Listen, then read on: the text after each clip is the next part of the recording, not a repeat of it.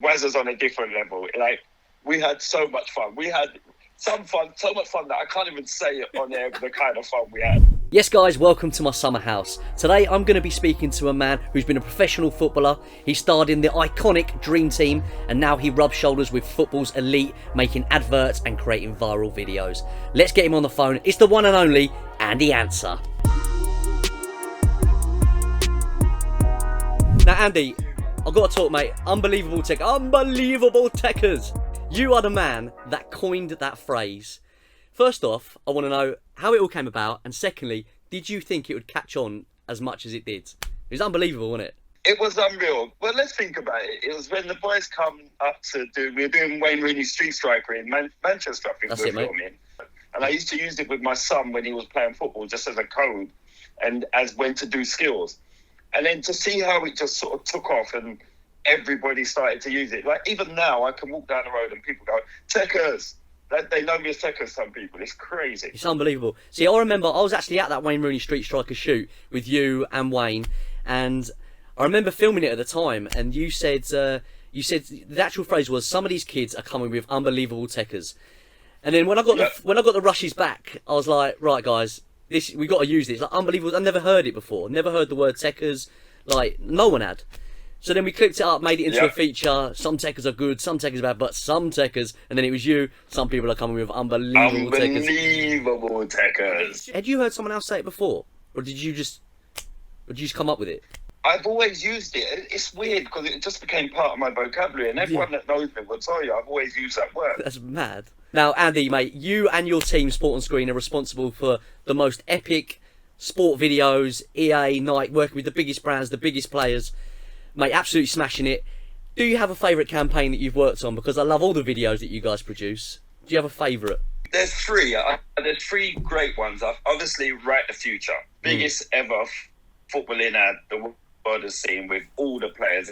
The Queen's in it, or the fake Queen. Everyone's in it. It's an epic film. And that is still today the best out there in terms of a football advert. And then the Londoner, what we did a few years ago, that captured everyone's imagination. I love the Londoner. That spot where you got Skepta, you got everybody in it. It's just an amazing spot that just Gareth Southgate's in it. It just captures London. And then the other ad, which I loved making, which is a bit out there, was the Sainsbury's ad we made, where it was about war.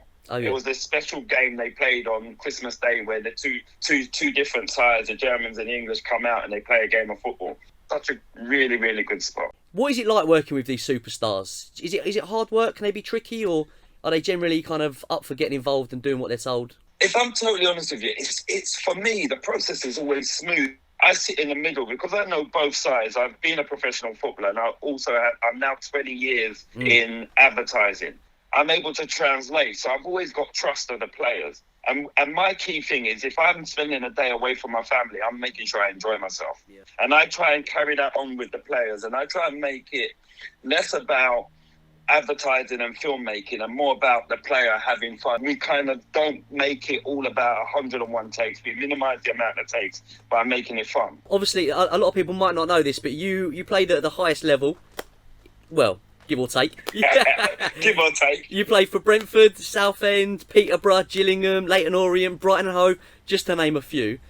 Do you feel like that has put you in good stead for what you do now? 1,000,000%. From being a professional athlete, I'm able to adapt my mindset and see what they see and look at the whole process from their perspective and then I use my experience in order to make it an easier process and to put them at ease while they're going through it.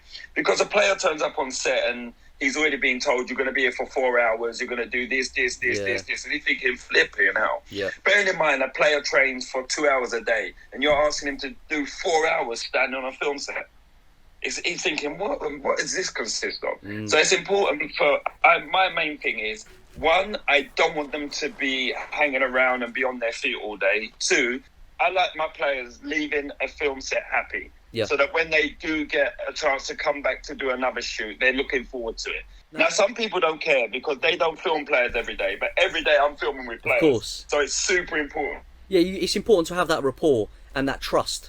Who do you feel like, out of the top boys, that you have that rapport with? Who's got good banter? Who do you get on with? To be fair, most of the boys have got banter. You'll be amazed. David Luiz is crazy. He's just got so much banter. He's lively. But obviously, Wayne Rooney, like, obviously, I spent so many years with Wayne. Wazza's on a different level. Like, we had so much fun. We had so much fun that I can't even say it on air, the kind of fun we had. It was stupid. It was crazy.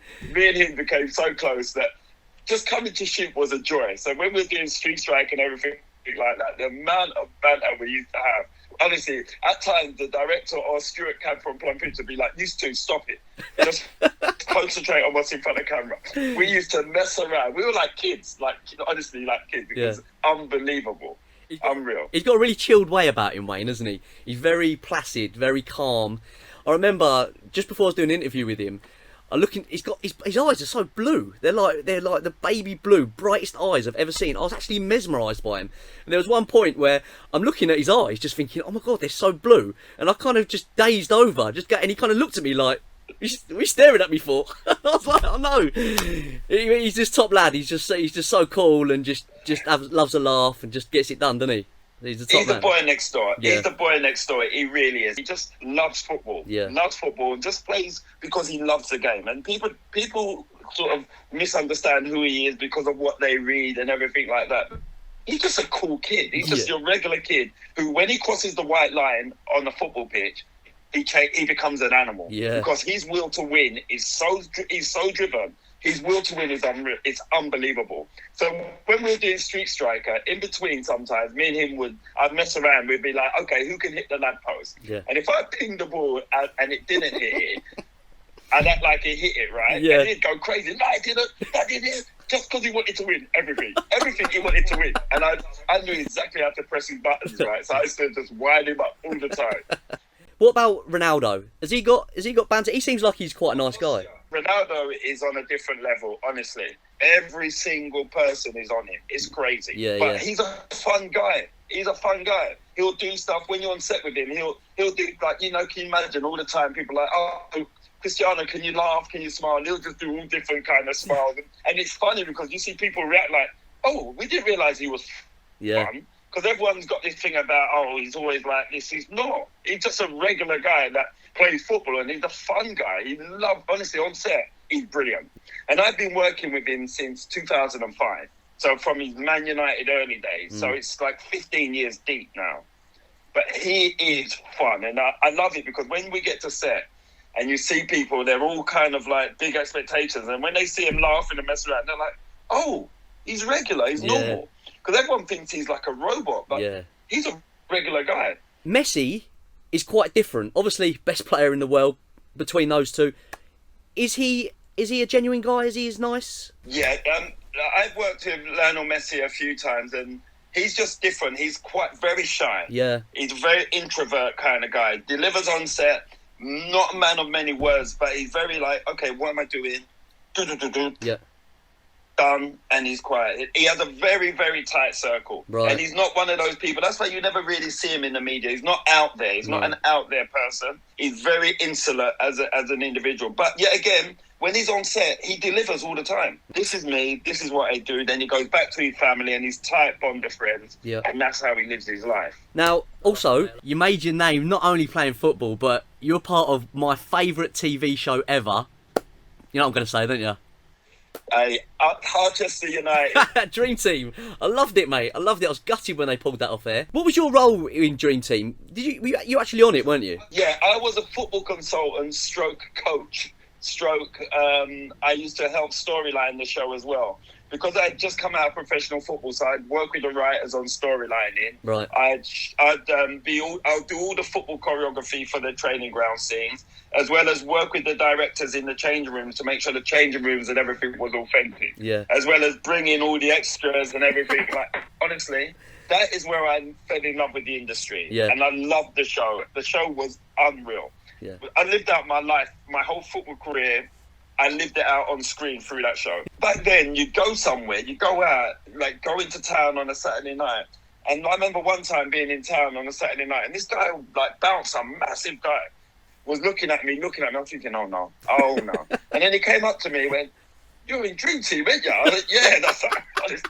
I was like, what is this guy looking at? It was crazy. I remember Thierry Henry and Patrick Vieira going on about Carl Fletcher. They just loved Carl Fletcher. Yeah. And another time, Arsenal was singing, in the North Bank was singing Carl Fletcher's name. No That's way. how big it was. It came out in one of the red top newspapers that Liverpool were going to sign him. And he wasn't even a real player. What?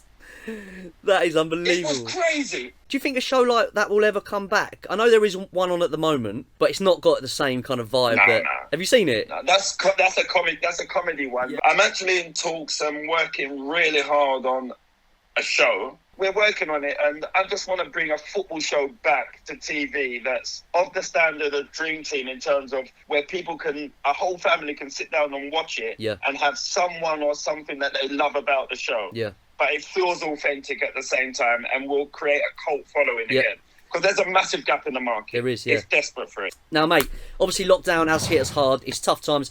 Euro's not happening. You know, football only just coming back. Have you got anything for us to look forward to? You know what? We've got some ads in the pipeline, and we've got a new TV show similar to a Wayne Rooney Street Striker that's going to be coming to screen. Wicked. It's a chance for everybody out there to get involved. Yeah. And I think that's really, really important, is that instead of people always watching people, to be actively involved in something is really important. Because everyone's fed up of just watching people doing everything through a screen. Yeah. We want people to be a part of something. Definitely. Now, Andy, you do deal with a lot of young footballers. How good could the England team be? Obviously, we've shown signs of it. What's the future of English football, do you think? Man, the talent is ridiculous. Honestly, the talent is unreal. There's a number of young players who've all come through together and they're all around the same age group. When you talk about your Sanchos, your Fodens, you go back to the Nkate, you got Reece Nelson. There's so many young players. The young boy at Liverpool with the ponytail, he just signed his pro contract the other day. Harvey Elliott, amazing player. There's Ryan Brewster. There's some, honestly, look what Frank Lampard has done at Chelsea, the young boys he's put into the first team, the Tammy Abrahams and everyone like that. There are so many talented young footballers that have multiple skill sets. That's the good thing. They're not one-dimensional. They have multiple skill sets on the football pitch. I think the future's bright, and I hope Gareth Southgate stays as England manager. He was my teammate at Crystal Palace.